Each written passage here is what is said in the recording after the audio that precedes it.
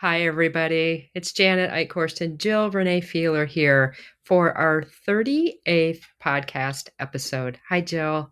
Hi, how is everybody? They're good. How are you, Janet?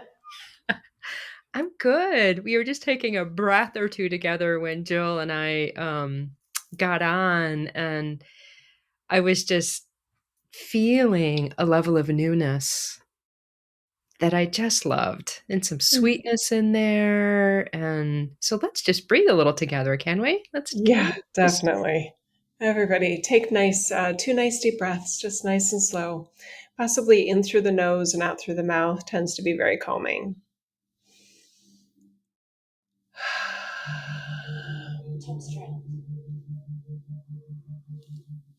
and just invite your neurological system to, I'm going to say reset, all right? To be its most vital, healthy version. That's what happens when we breathe deeply. We tell our neurological system that all is well. Ooh, that's good. I can feel the ripple on that one. Beautiful. Hmm. So, Hmm. what shall we discuss today? Oh, I have so many ideas. I literally have so many ideas, Janet. Oh, wow. It's been a couple weeks since you and I recorded, right? Mhm. And sometimes, of course, the audience doesn't know kind of like, how long we've been on break, but it's been a couple weeks. I love what just happened right there because you guys, before Janet and I started recording, I have had a very busy morning and I put my phone on Do Not Disturb. And Janet helpfully said, you may want to move your phone since you can feel the vibration and the recording. And she and I have noticed that. And Janet was very helpful about that and reminding me that I was like, but it is on Do Not Disturb. So um, I was in a version of my Jill that is very like get things done. It's on do not disturb. Why is that working? Problem solving mode. And then I put the phone away to another part, even though it's still on do not disturb. And I still got a phone call just now. And I just sat here for a minute and I just took a breath. And Janet is energetically masterful enough where she noticed immediately the shift in my energy field given the breath.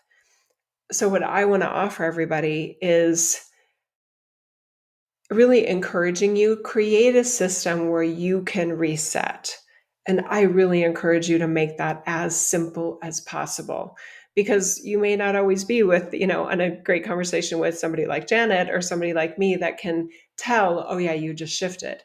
And it's great when you have that validation, but did you feel differently? So for me, it's a breath. It literally is just okay. And like a sigh, it's a conscious breath. And I don't want conscious to mean some mental thing, right? That if somebody's read in a book somewhere, I want you to feel it like you just shifted gears. Okay. Because we all have so many different levels of ourselves, ranges of ourselves. And the more readily you can access that wider range of you that can be more present, be less just kind of frenetic in a way, and give yourself a break from the problem solving and the doing layers of you, you will enjoy yourself more. I don't think I'm overstating it. You will enjoy your life more if you're giving yourself those options. I completely agree. And one of the experiences I was thinking about recently for me, because it is really that simple. And what I found recently, I was in an airplane and it had been delayed. And so people were kind of like a little, is the airplane safe to fly in now because there was a minor mechanical problem? So anyway, so we get in the plane, and all of a sudden, the woman that's next to me in the middle seat switches with the guy in front of her, and this very large man comes to sit next to me. I mean, so large that he doesn't fit in the seat. He's tall, he's wide, and I'm like, I can tell you what was going on in my head, probably similar to what other people would have going on in their head, right? And so the guy sits down, and I was like, "Oh, you gotta move over because we gotta get that armrest down." Like, that's like a we're getting the armrest down no matter how that happens, right? And this is the point I wanted to make here. During that flight, there was this belief that was getting in the way of me relaxing because I kept saying, like, my mind, whatever part of my mind was, is like, "That's not right. I should have my space in my seat with an imaginary line that goes up, and this is my airspace." And that wasn't the case during this flight. And so I kept focusing on, "It's not right," versus, "How am I present to this situation?" And I'm fairly skillful at lots of things. And I had arm space behind his elbow, right? And if I wanted to get my things, I could just move over and then get, like, grab the space in front of his elbow. Like, I could maneuver and make that work. But because my mind was focusing on something that wasn't helpful, that in an ideal world, yeah, I get to have my space here. And I wasn't gonna have it on that flight, Mm. 3-hour flight. And what do I wanna do about that? Mhm. Me. What do I wanna do about it?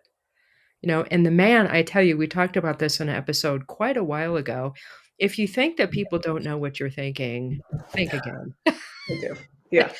Because every time I felt slightly irritated, the man would move so I had a little more room, which means he would Oh, had that's to thoughtful. Yeah. fold into himself a little bit more, which I can't imagine having to do that on a 3-hour flight, Mm. right? Because he was just a big guy, Mhm. right? And the flight was completely full, so there were no options there. So it was, yeah, people know what you're thinking, and, Mhm. I got to soften, I got to use my breath, I got to really change my focus, and it changes everything. Did I wanna be miserable on a 3-hour flight? Yeah. Janet, thank you for sharing that. I love it when we use real life examples in very practical applications of soulful kind of techniques, etc. And what stood out for me especially was when you said those thoughts weren't helpful. And I know I heard the word helpful, and those other words I may be ad-libbing there a little bit. But that's another strong skill set I would encourage people Mm, to bring into your practice. Are It's not monitoring your thoughts. I don't want it to be like you're the thought police, and that's one of the reasons I don't like that mm, the conventional mode of law of attraction and positive thinking is it makes you the police of your thoughts versus, is that thought helpful?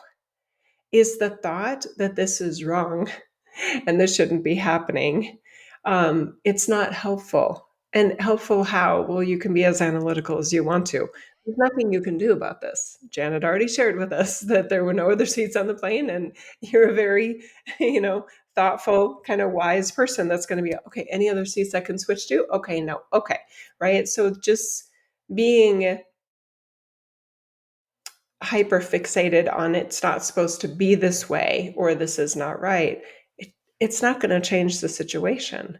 So then what are your options? And that allowed your thoughts to switch to other aspects of trying to make yourself as pleasant with yourself and your own thoughts and as comfortable as you could be given the situation. So I love stuff like that. mm.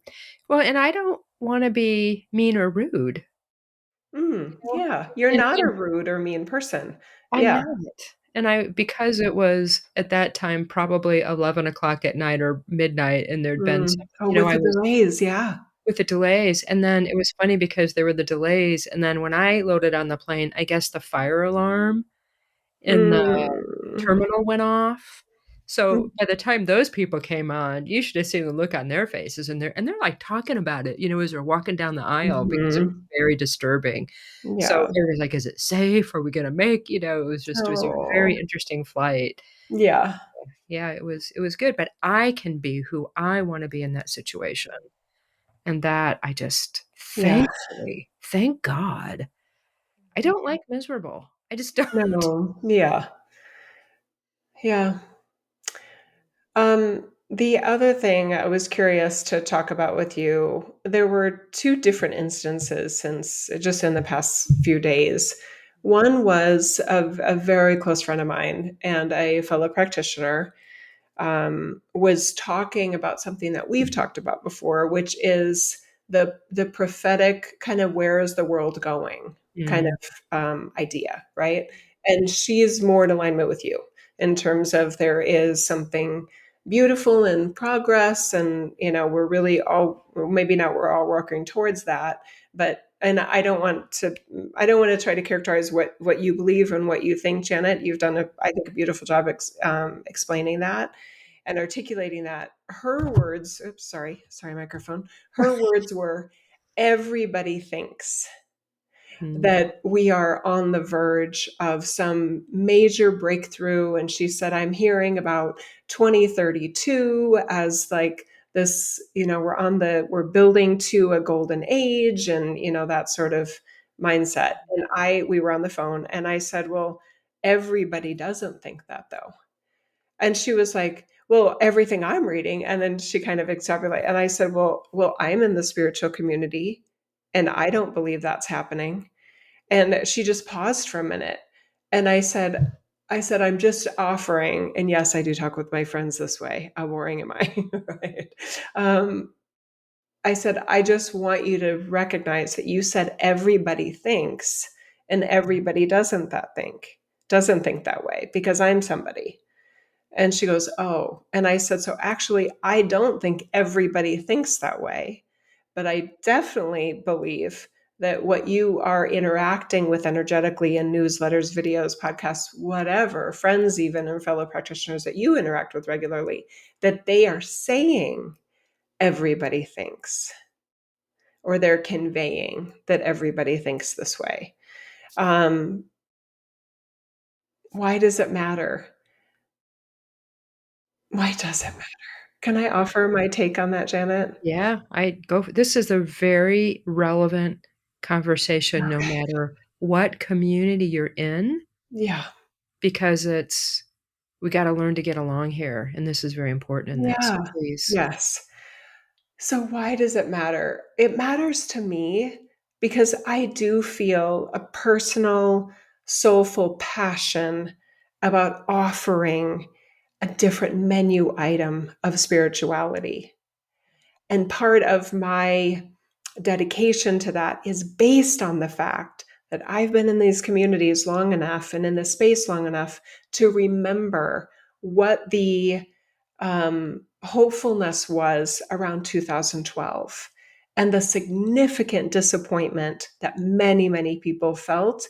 Some acknowledged that disappointment, and some, because of their positive thinking practices, would not allow themselves to admit how devastating it was that 2013 felt a lot like 2012. So that marker of, okay, this is the year it's all going to get better. This is the year. That goalpost keeps moving. And I don't think that's fair. And it allowed me to be very open and say, is this even real?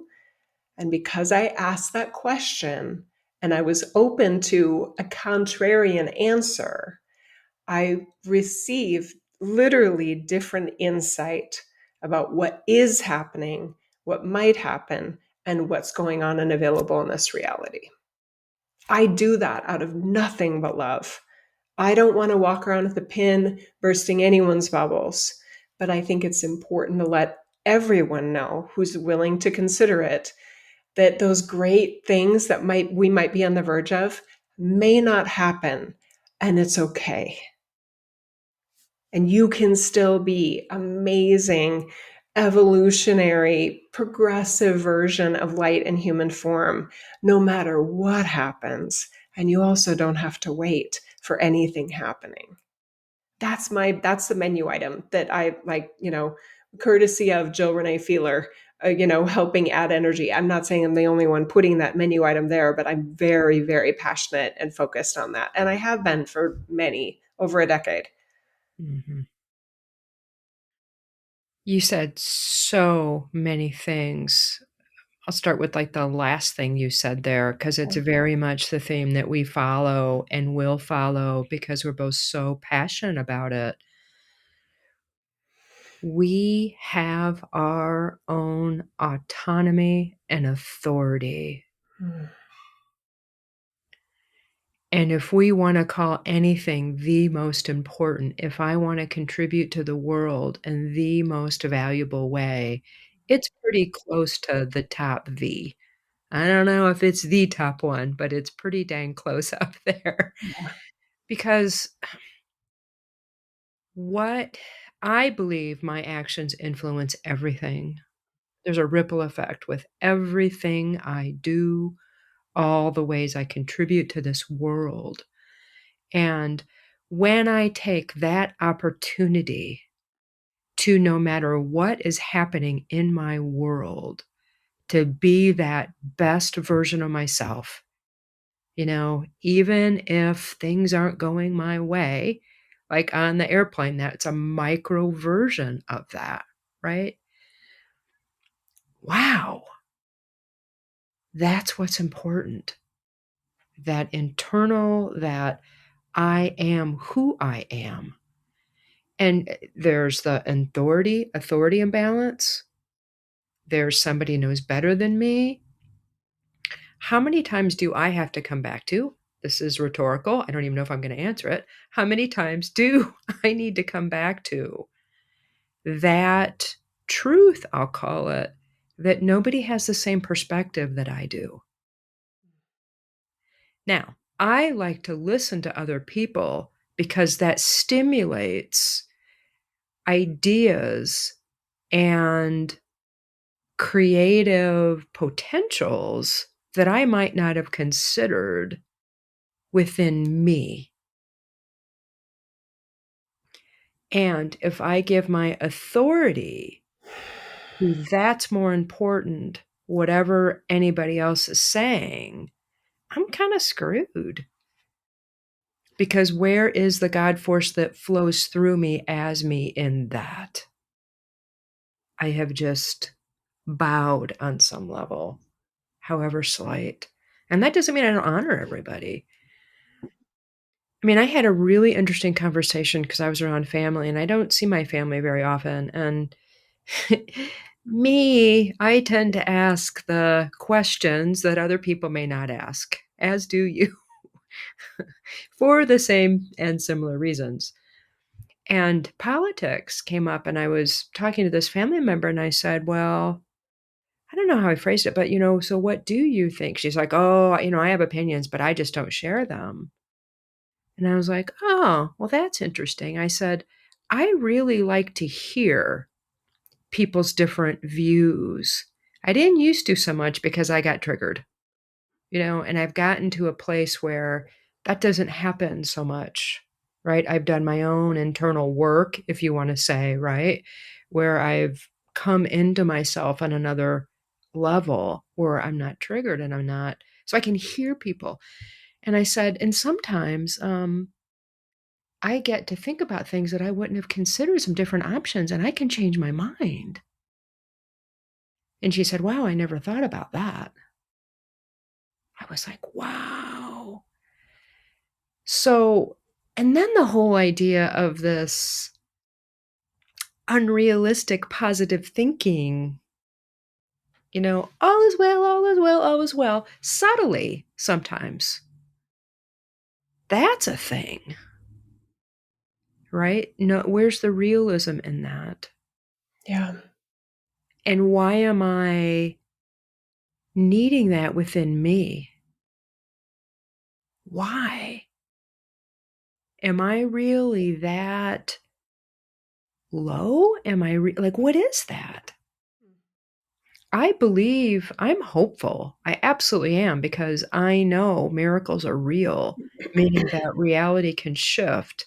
The real stuff here, our experiential situation, can shift very quickly, instantaneously in some cases. So I know that's real. I just don't know when it's gonna happen, and I can't order it up on Amazon, right? It doesn't happen that way.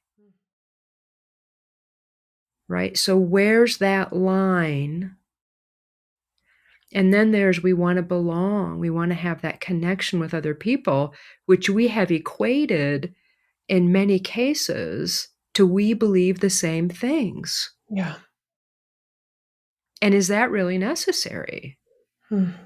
Can we agree to disagree in our society and Mhm. still have warm and fuzzies with the people we really do love and adore and want to be able to Exactly. spend time with? Can we do that here? I'm going to give that a hell yeah. But it, Definitely. And no, I would encourage people if whether it's excuse me. That's so funny. I coughed right there, like, I'm gonna choke this out. This is the hard part. For anyone that's kind of choking what we're talking about here. Um, if you're having trouble with something like politics getting in the way of your feeling a connection with your fellow humans, whether it be your birth family, your loved ones, your neighbors, your community, etc. If you even have a question, is it possible for me to kind of expand my, maybe you're an entrepreneur and you realize that you would financially be better off if you could get over this obstacle of political differences, as one example. Please know that I do sessions for that. Janet does sessions for that. And we live that. We live that neutrality because there is so much more to who you are than your politics or lack thereof, right? There is so much more to the other person than their politics or lack thereof. So Janet and I have each individually been living that truth through many political cycles and voting dates. And it works so well because I know what it's like to be like, I don't want to know your politics because I'm afraid I won't like you after I find out what your politics are. oh boy, yeah. Right? And there's so many assumptions about all of those things. And there's some facts, there's some actual facts, but there's a lot more to somebody being for this or against that than we would like to think. Anyway, so if you're wanting help with that, I definitely recommend a session with Janet, or I definitely recommend a session with me. And if it's serious and you have holiday events coming up or whatever, and you just really want to work through this, then maybe it is like 2 or 3 sessions in a row. A lot can be undone and reassembled with a series of sessions. Janet, you found that too, right? Absolutely.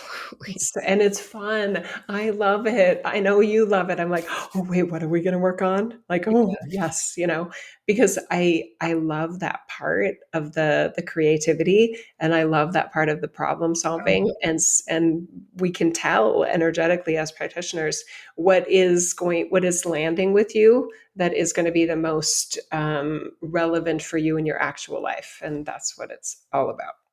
Yeah, somebody told me yesterday, they said, "Sometimes I just hate you," and it was said in jest, right? A dear friend of mine, and what was funny about it is this is what you're talking about because I literally get so excited. I mean, somebody that I knew very well said, "Oh my god, I'm having a panic attack." I'm like, "Great. Let's see what this is," and she looks at me like, and I wouldn't do that with everybody in every situation, but in that case, it felt like the right thing. I'm like, "Awesome." And she's it was enough just to crack the shell a little. And she's like, "Whoa, there's a different way to be here?" I wanted to share an example of sometimes what this looks like to rewrite our reality. And it has to do with a situation that could be problematic depending on the words you use and how you go about it, right? And so I practice, personally, when I'm in a situation, I will practice, especially if it's something that I've been reactive to. And I go back and I look at that situation, I was like, "Huh, I didn't really say what I wanted to say." And that could be for lots of different reasons. So I will go back and I will just like, "This is what I wanna say." Mhm. And I own it and it's absolute truth. And that does so many things energetically. I could, write theses on that, multiple ones, right? I'm not gonna do that here. But what one thing I will say about it, it basically is programming my subconscious that the next time a situation like that or similar comes up, there's an option sitting there that wasn't there before. Mm, And it's one that I created and chose and feels so good to me, even if it's a challenging situation. mm, I've done that so many times. It happened, well, at a party. My dad turned 90. We had a couple parties for him. And so I walk in and I see this person that there's, perhaps a challenging conversation to be had. And I walk up to him and I was like, "Hey, how are you?" And he's like, "Hey." And this stuff just flows out of my mouth, like, so freely and so lovingly. It's like, I hear there's some kinda secretive information I didn't know anything about. And he's like, "Yeah," because I just didn't know, right? And so we talked about it, and, somebody that was right behind me was like, "Oh, I saw that, and I just kept right on walking," 'cause they couldn't handle it, like, they didn't know how to deal with it for mm, themselves, right? mhm, But it's one of those things that I have spent so much time mhm, in really navigating uncomfortable situations mhm. that one I didn't have to think about. I Right. love that man, and I just put it on the table.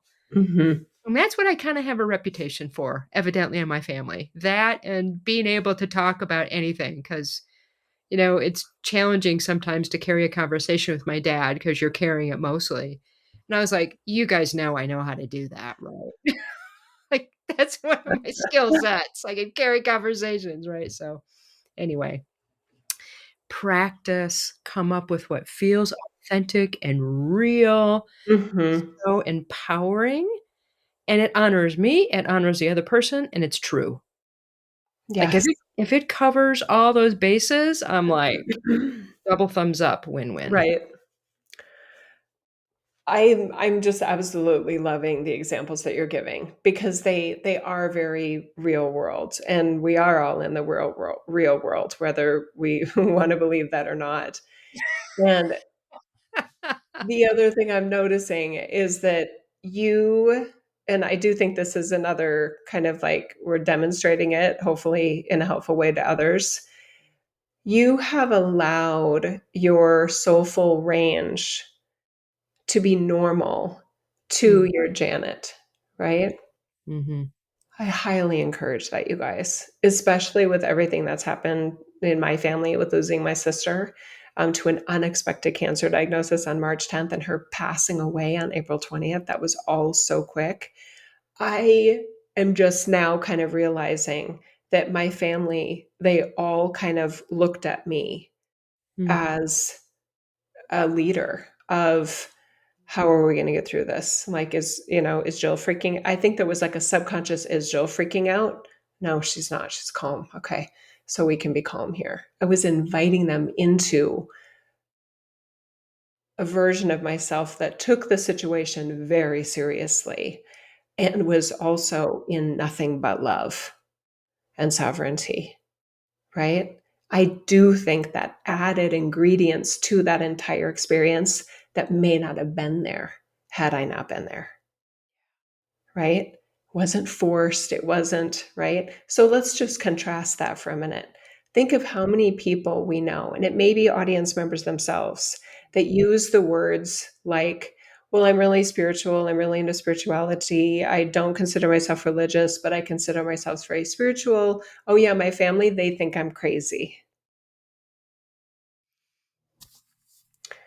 It breaks my heart mm, because you have something you're representing that they don't mm, have.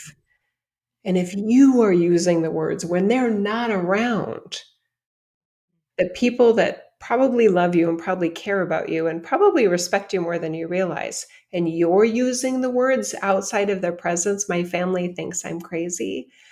It makes me wonder, Janet, if that's even true. And that's just become a thing that spiritual spiritualists say, because it helps them distinguish themselves from their upbringing and the belief systems that they no longer abide by in their lives. I would encourage anyone that's saying, yeah, my family thinks I'm crazy because you're a spiritual being, that you consider those words carefully, because it just might be that you're in a situation similar to I was in, where your family could be falling apart under the weight of something so serious. And you have the opportunity to be the one that they look to and says, are you okay with this? And how can I be okay with something I never wanted to happen in my life? Yeah. I just want to give a pause here for everybody to be present to whatever they're feeling in this moment.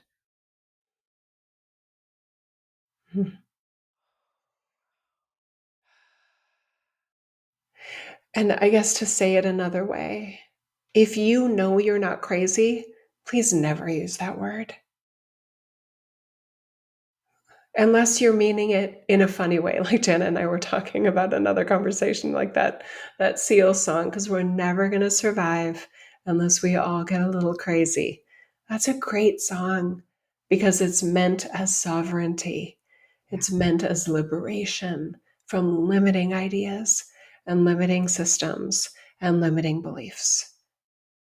And sovereignty, Yes. uniqueness. Yeah. So your family knowing you think differently than they do, your family being aware that you're into things that they're not into, but soulfully even recognizing that when shit is going down, they're going to be looking at you for possibly advice, Mhm. wisdom, calm, comforting energy. You don't want to miss out on that, I don't think. We're all vital in the equation. That's why we Yes. picked each other as family members. Mm, I mean, I have another example of this, and it's a old one, but a goodie, I think, it because it's what it demonstrates. I remember when I first had my spiritual awakening, and I did a class on shamanic something or other, and I was traveling with my parents, and I was super excited about it because I was discovering part of myself that I didn't know was here. mm, And what did my parents do? They changed the subject. I was like, "Ooh." Now, what I did to a certain extent was put them in a box from that point forward. I assumed that my parents didn't wanna hear anything about anything related to that, which was basically my spirit, who I am. I put them in a box because I didn't know how to navigate that situation in mm, a way that felt good to me and good to them. What I know now was it probably freaked them out a little bit. They had no reference to that in their own consciousness about what that was, and they certainly didn't know how to talk about it. Now, count that ki so anyway, that over the years, I had boxed in my parents, and at some point, I got to take them out of that box and be myself with them in another way. For me to assume that they're always gonna feel that way, that's not honoring anybody. So, if you've assumed that because somebody did something once that they're still that person, just consider that that might not be the case. And now with my sister, we're, looking at, she's the executor of my dad's estate, and he's still alive, but, he's not living in his home anymore, so there's a whole mm, bunch of stuff in that house. He was not good at getting stuff away, getting rid of stuff that, didn't have a use anymore. mhm, So anyway, what happens for me now sometimes when a situation happens, whether it's regarding things or whatever the situation is, I will get so much energy running through my body that it's strong that I might be visibly vibrating or shaking, or at least the hair on my arms might be sticking up, or it could be noticeable to other people for those reasons, but I sure feel it. And I don't hide that. And I'm not ashamed of it. And it's my good crazy, if anything, right? It's like, it's such great feedback for me. And I'm so surprised my sister and I are similar in so many ways. It doesn't happen for her. And that shocks I'm shocked. I was like, "You really don't feel that?" She's like, "Nothing." And I was like, "Wow." So we have found our way to talk about that in a way where if she's judging the heck out of me, I don't feel that from her. She and her husband might talk about it later, I don't know, but, they've just kind of it doesn't matter. Like, they've Not helpful, to use your words earlier. Even if it's true, you having those thoughts, just it's not helpful. it's Okay, not sorry, I helpful. had to interject right there. Go No, ahead. that's funny and true, right? It's good. And we have a great relationship. We had a wonderful time. So, I think about people that are a little, I'll say weird, meaning different, not in a judgmental way. And I just accept their difference if I'm in kind of a sound spiritual perspective place.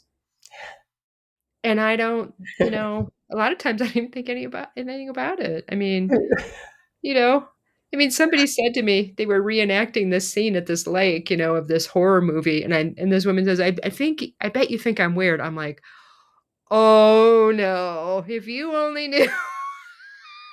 And Like, the other part of this, let's be honest, I think both of us, you and I, we love the ability to go off script in this reality because the scripts are so like confining that anytime something is off script slash weird, we probably go, oh yay, okay. This person could act unpredictably. And yes, there's a dangerous version of that, but there's also a thrilling version of that. This is a person that is writing their own script. And I feel the soulfulness that's possible there because they're denying confinement, yeah, right?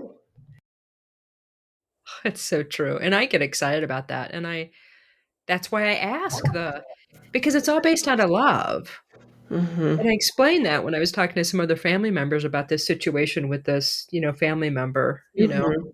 and I said, I ask because I really wanna know. Like, Yeah.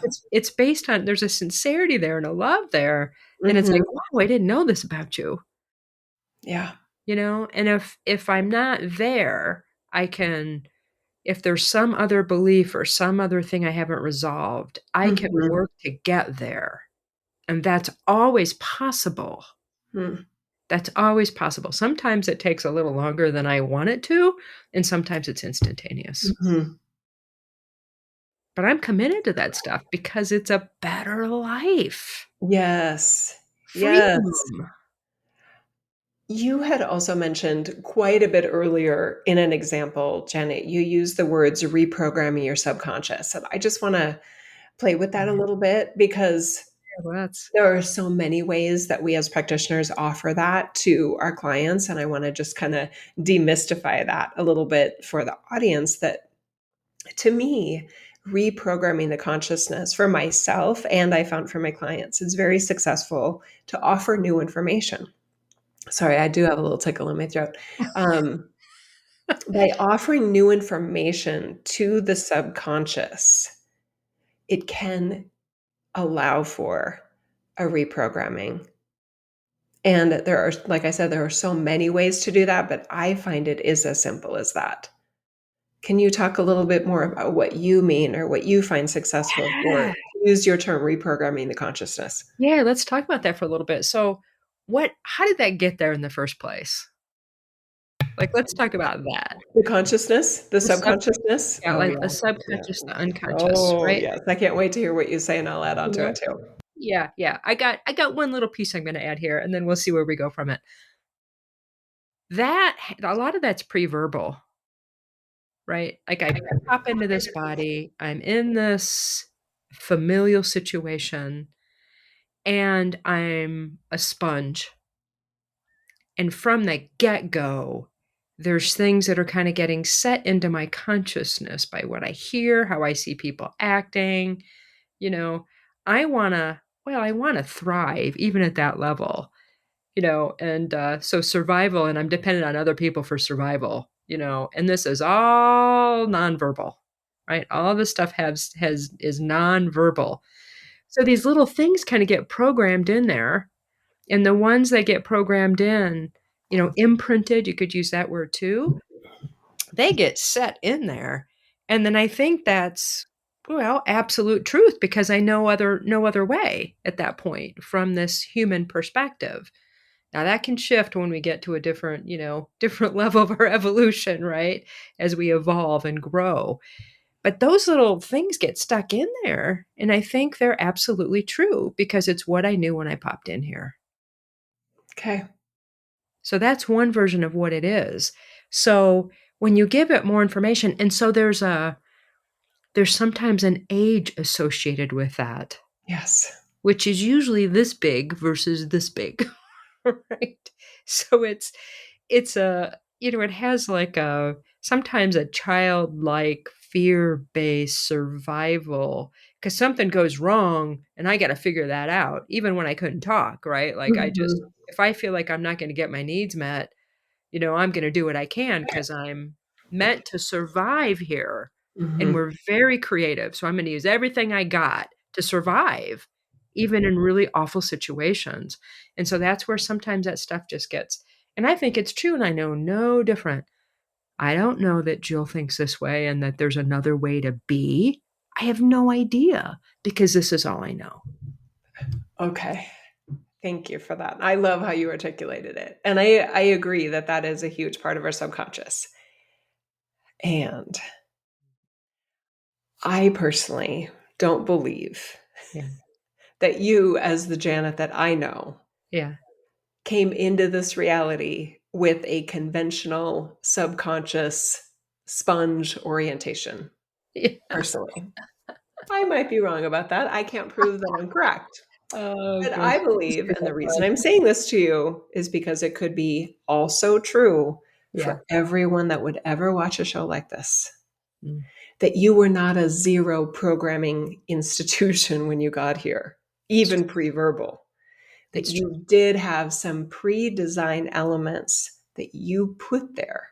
Now, is there stimuli once here that is offered to us? Yes. But I've seen little kids, toddlers, Yeah. with a parent that is losing their shit, Yeah. in an airport, right? Something like that. And I'm looking at the kid just kind of going, and I'm kind of thinking to myself, how are you doing? And I look at them and they're like, they've got all the buffers up. They're all like, yeah, my mom is losing her shit and my dad is about to too, but I'm good. Yeah. Right. So are they affected or are they being offered stimuli from their most influential figure in their lives, their two parents? Oh, yeah, flooded with stimuli. Are they rejecting it? And on a soul level, perhaps going, that's not for me. I'm not here for that. Yeah. Yes. So I just want to offer that. That it could Oh, be that in a conversation like this, so I guess I agree with Janet's version of what the studies would say and what conventional psychiatry would offer. And there's other ways of also being here. The other part I want to offer is that when I come across people with subconscious fears of, we're in a mountain lake in McCall and they admit they hate to swim, but they will in a swimming pool. And it's the idea of fish and sharks and other, mammally types of big things that are scary come up. I say, I just kind of listen for the other fears that are also associated with it. I truly believe, and I feel like I've proven through my own experiential research and my client work, that some of that is pre-incarnation. oh, That absolutely. as a soul, they've done their own version of sponging, right? And like, okay, there's these things called sharks. And in a huge portion of water on that planet, if you're going to incarnate there, it is not pretty, it's not pleasant, and you don't want to die that way, right?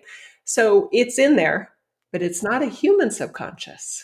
It's Yeah. a soulful subconscious. It's a record keeping you safe mentality that is more than the human physical template of life and death. It's a soulful, informed, this could happen sort of way. Absolutely, on both Yeah. points. I mean, I look at some of the stuff that I've navigated, and I was like, "Oh, yeah." I mean, I have memory Mm. of when I was very small about things that happened, and I was like and what I was actually doing at those points in Yes. time, you know? Very wise, right? It's a wise Very wise. reflection, way beyond your years, was never soaked up by anything here. You brought it with you. Well, and so and the other is true too. So, like, that's true, and then in this situation, it can be the imprinting, and usually we don't this is what I found, we don't do new imprinting from this body, it's because it's carried over and come with us, and that we've come here. So it started way back when, in some other not in this human body thing, and it came in, and that's when I'm here, and so it gets re-imprinted again because I brought it in, right? Yes. It's connected, right? So that absolutely, and with the work I do with people, that's the funnest, like, I see I get shown, like, where in the totality the inconsistency is. And then I was like, "Oh," and I'll start illuminating that for somebody to have their own experience of it, and it doesn't matter where, when, not even that time's a thing, but then we resolve it at its core, and how it gets resolved is unique for everybody. Yes. Sometimes you've resolved that, but haven't done the human body thing because it's stuck Yes. in your human bodysuit. Sometimes you take it back. I mean, the way I see the creational lines working, it's like a little micro piece of dust, and we kinda clean that little piece, and then it like, it changes everything Yes. forward. So, you know, there's so many different ways that Yes. our unconscious and subconscious works, and how things get put in there that we're very creative beings, Yes. and so if we get put in a survival situation where things aren't ideal, regardless of what universe or reality it's in, we're gonna do what we need to do, and that will get carried forward and be there until it's not. And that's Yes. what we're doing now. We're cleaning out our effing subconsciousness and unconsciousness so we can be more here. Yes. So I would love to apply this, and maybe we do this in the next call, that in the next podcast. Let's do that in the next episode. I keep you getting the terms wrong. They're episodes still. You've been podcasting since 2009. The next episode, I would love to. I mean, I hope you're okay with that. I would love to talk about the application of this, the Yeah. application of reprogramming the subconscious, because those other assumptions. Oh, it's because of stimuli when you were a child. Oh, it's because of this. Oh, there must be something in another incarnation where you were terrified of sharks and that's why, so we got to go there. Those assumptions dictate the therapy. They Yeah. dictate the healing. And if those assumptions are wrong, guess what? It's not going to work. Well, and that's why we're hopeful that whatever practitioner that we're guided to has enough awareness, God consciousness on board, and they're good at what they do enough, because a lot of times there'll be one person that does this spot and part, and then Mhm. another person that does this, Yeah. and that's why we max out on practitioners sometimes. Mhm. And and I don't know, and that doesn't have to happen if somebody can see the whole picture Yes. in a certain way that I mean, sessions in my experience are never the same Mhm. because I'm never the same when someone comes to me, and the person is never the same. Even within the session, people shift. That's right. And You're not so Yeah, go ahead. yeah, Sorry. and so it's how flexible we are and how aware we are Yes. and how stuck either the person or me, gets in a particular thing. There's a lot of factors involved in that that gate that affect effectiveness and result. Yeah. So, in that next episode, I would love to be speaking to those individuals that are practitioners because I know from my work and I sense from your work that it's natural that we are attracting fellow practitioners, right?